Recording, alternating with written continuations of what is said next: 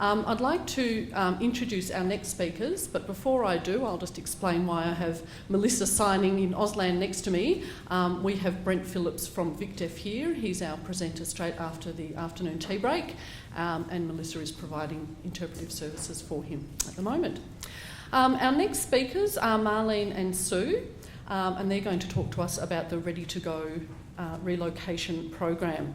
Marlene's background is actually as a geographer in health and local government, focusing on social planning, community development, and more recently health promotion.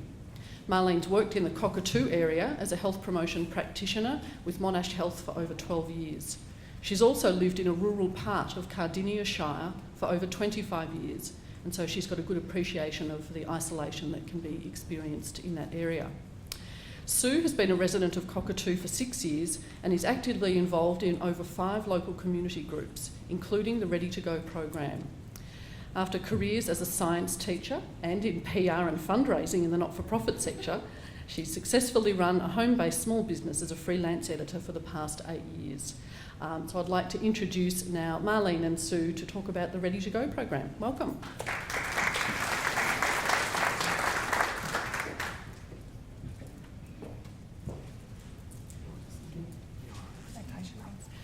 Thanks, Bridget. We're tag teaming, so we need to organise ourselves. So I'm supposed to do the introduction, which Bridget just did beautifully. So I will.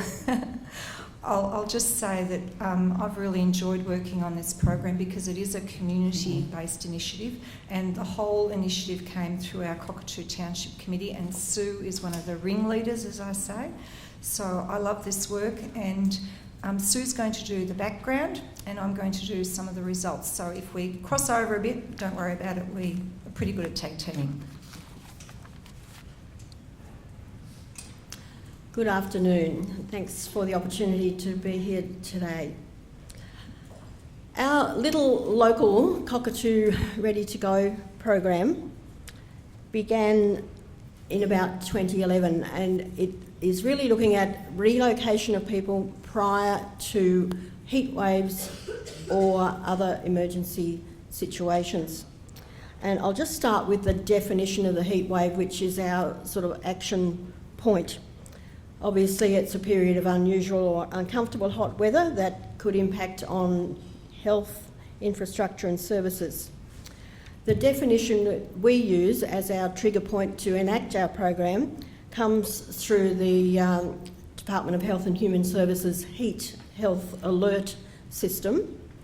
And for our area of Melbourne, our trigger is 30 degrees Celsius for extreme heat.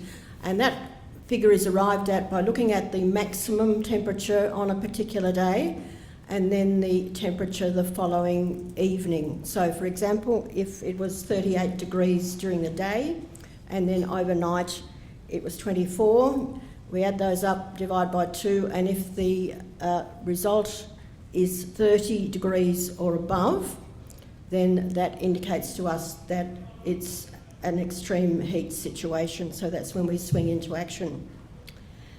The people who are involved in our program are those who live independently in the community, but due to a vulnerability, be it age, frailty, mental health issues perhaps, they cannot plan and protect themselves adequately from the effects of heatwave conditions or other extreme events. Each participant is matched with one or more volunteers who can assist them to relocate out of the area to a safe place ahead of any extreme conditions. And as Marlene mentioned, we were challenged with this need at a Cockatoo Township Committee in 2011, and I guess as background, our town is pretty much aware of the impacts of bushfires. We weren't impacted in 2009, but a lot of residents still remember the devastation of Cockatoo back in 1983. So there certainly is a high awareness of the devastation that bushfire can bring. Twice at our township committee, someone stood up and said, look, I know there's people around where I live who wouldn't be able to get themselves out in an emergency situation. And one lady actually stood up and said, I know I can't get out, I'm prepared to die in my house. And faced with that sort of challenge, we really felt we needed to do something about it. So we looked at a number of organisations in the town and brought together some key people from places like our local church, Mequa Care, who provide support services for a lot of people locally, Monash Health Community, where Marlene's involved, the local CFA, the Shire Council, police and Red Cross. So we met for quite some months and we worked through the kinds of issues we'd need to address to set a program up. It was challenging because we were sort of a small committee with representatives from a range of different organisations. It was a real challenge to say, well, how are we going to function, get things like insurance in place? If we wanted to try and raise some funds, how could we be supported in that? But we were able to access support through a local youth and family services organisation, ECHO in Emerald, and an adult learning centre, Living and Learning in Pakenham, gave us insurance coverage for our volunteers. So we've run for 2 seasons now. We had a small pilot program in 2013-14, and then we were able to extend that for last summer. We've got arrangements in place to take people out of Cockatoo down to Pakenham to either spend a day at the Living and Learning Centre or, if it's on a weekend, at the Meadowvale Retirement Village. And if overnight billeting is required, volunteers from St Patrick's Church assist us with that. And here's just a picture of some of our lovely volunteers and participants at the training day we had at the start of last summer. In order to work out how to implement this program, we started off with a community survey, and we adapted one from Labour's Hill, which had 32 questions in it, and changed it to suit our community. We got 64 responses, which wasn't a huge number, but it gave us some interesting information. Just a few of the points from that. Only 25% of the people who responded had a written bushfire plan. So that shows you that even though people may have talked about it, if they haven't actually written it down, it can get very confusing if different family members understand different things and different actions that need to occur. Of those who responded, 95% said they would leave early, either the night before or early in the morning. So that's in stark contrast to the figure of 2% that Pauline mentioned, or I think it was 4% was mentioned in the Bushfire Royal Commission document. But I guess saying one thing doesn't necessarily lead to actions when the situation arises. So following our survey, we thought we had enough support from people who were prepared to act as volunteers or people who were interested in being involved to go ahead and set the program up. We recruited volunteers through a range of local groups, local church, Facebook sites, everything we could think of basically, and then developed our procedures for the registration of participants, the training of volunteers, and how we would actually carry the program out. So we followed, once we'd got our paperwork in place, we followed that up with training sessions and some social meetings so that the volunteers and individuals involved as participants could meet with each other and get to know each other. And then we've monitored and evaluated the program for the last 2 summers.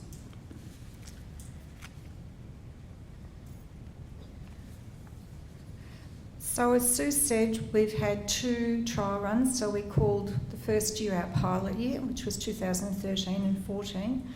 Over that summer we had 6 participants, and it was very hard to find vulnerable participants. I think Pauline made a comment earlier, and we did find that really challenging, and I think we're finding it as an ongoing challenge as well, aren't we, Sue? We had 20 volunteers who initially were agreeing to join the program. They came particularly from the survey that Sue referred to. By the time the crunch came and we invited them to come along to training, some of them realised that they had 3 children of their own, they had to fit in the back seat of the car. They had 2 dogs of their own and they needed to fit them into cars. So the reality check meant that we lost volunteers. So none of them actually pulled out because they didn't agree with what we were trying to do. Volunteers in our local community, helping vulnerable people in our local community. The logistics was they just couldn't do it because of their own family circumstances. What the pilot did show was that the ideal number is a group of about 6 vulnerable people and about 12 volunteers. We struggled over the Christmas holiday break and early January when people go away. We really probably needed double those 7 volunteers. So hence we talk about a framework, a model. The ideal is about 6 participants, 12 volunteers, and our idea was that if we can replicate similar size groups in other communities, then that would be where we really want to go.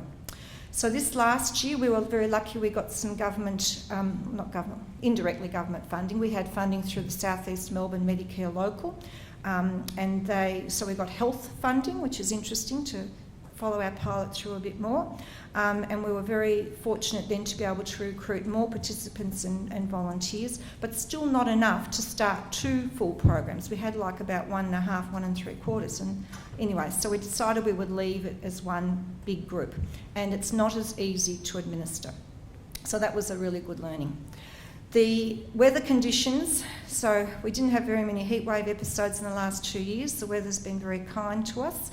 But it also meant it was much more difficult to try and relocate people when they didn't feel quite so hot. And remember, this is a heatwave program, so we're talking about the hot weather. During the Australian Open last year, that was a 4 to 5 day really hot period, and we have some interesting statistics that show just how many people were affected by heat over that period. But in that time, we only had 1 of our participants relocate.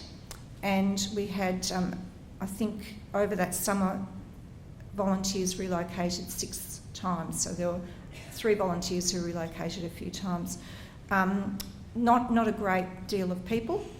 Enough to sort of trial and check that our relocation sites were okay and our processes were okay, but not a huge amount more. And this year was probably not quite as good again because we didn't have any participants relocate and we had 2 of our volunteers who did relocate.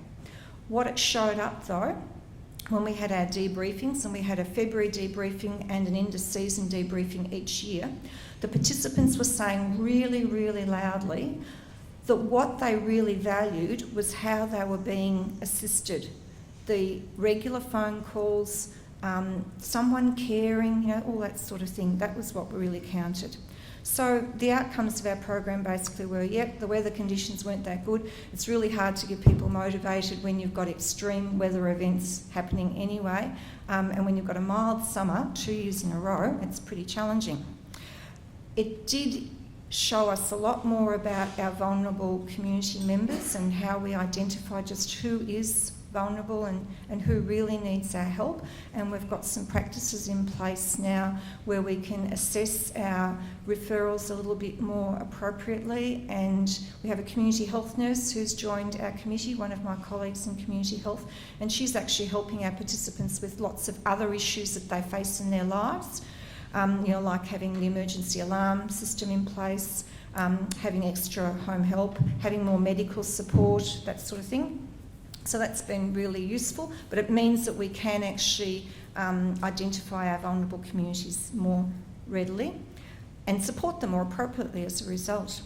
And probably, as I said before, I'd like to just say that one particular participant really said it well, and he said, I feel generally very comfortable with someone caring.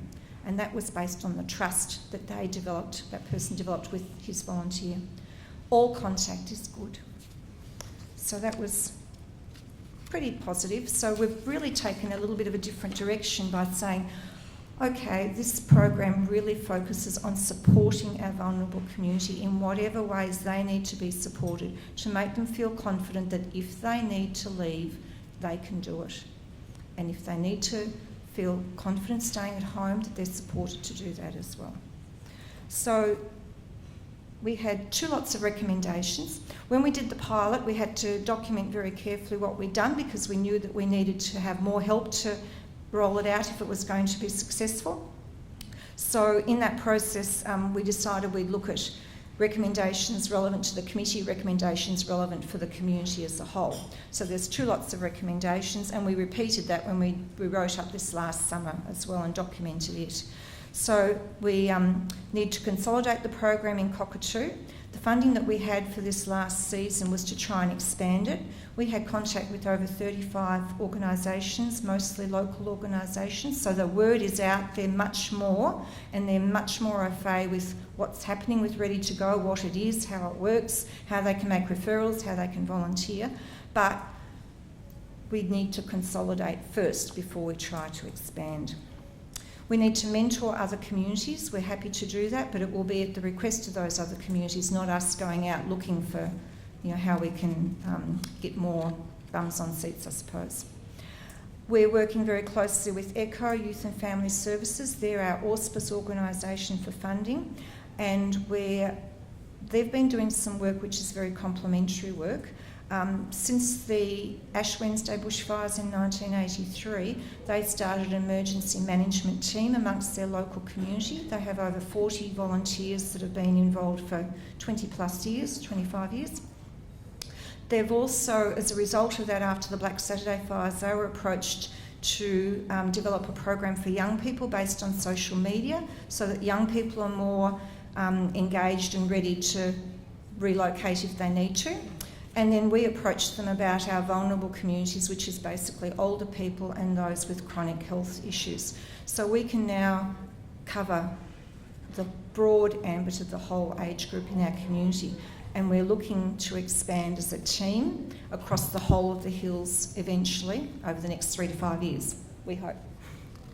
And we need our pollies involved, we need our emergency services involved, we need our local council, all of those. So that's our committee's charter for the future. And I've gone too far the other way. Sue, do you want to fix that? And the community recommendations were basically that we would collaborate with all levels. So the same sort of thing that we want other government organisations, we want mainstream organisations, we want our not-for-profit colleagues who are here today as well, that we centrally can discuss some of the issues and move forward as a community and as a state, I hope. And the last part of our community recommendations was to seek funding, and that's very challenging because there's lots of issues with trying to look for a little bit of money to fund project positions, project worker positions, because a lot of not-for-profits don't fund salaries, and government, it's very challenging when you're looking at prevention rather than intervention. There's a lot of money out there if there is a disaster and you need to respond post-disaster. To manage people and to help your community pre a disaster. Here's another cookie. So our plans for the coming summer is to consolidate our program in the Cockatoo community. As Marlene said, we're aware there's a lot of people out there, but to actually identify them, particularly with all the privacy considerations, is quite tricky. But through word of mouth, we hope to make it known that we can help a bigger range of people in our community. To continue our partnership with ECHO and seek broader funding to merge their 2 programs that Marlene mentioned with our own, and to work with other communities across the hills to expand our broader model. As you've heard, it's only a very small, localised program, but it could easily be adaptable to other communities. We've done the hard work, we've developed the procedures and the actual application and implementation. So we're keen to see other communities consider adopting this if they feel it's relevant for them. We've also had a lot of help from the CFA and the Red Cross. They revamped both of their individual training packages that they use with volunteers to meet the needs of our program. We've still got some challenges ahead because we keep coming back to responding to bushfires rather than responding to a heat wave and getting out early. But we're working on that, and the aim is to roll that out more broadly, so not just in our area, but more broadly across CFA regions and Red Cross areas as well. The next point I mentioned before as well, we've decided that it's great to have volunteers. We have a lead volunteer who is in charge of that group of 6 vulnerable people and the volunteers in that group, and then hopefully a lead volunteer with each of the groups that we develop. But they need some leadership as well, and you can't expect a volunteer to be doing all of that. So our recommendation has been that you need a project position, and so we hope that in the next year that will become cemented, hopefully through some philanthropic money initially, and then when they've proven how it can be done, that it can be picked up by government too. And we also feel that we need to expand the steering committee. So if we get bigger than Cockatoo, and that's what we set out to do, if we could recruit our neighbouring communities, and there's quite a bit of interest, then the committee of management for the program would be much broader and representative of the communities that are involved.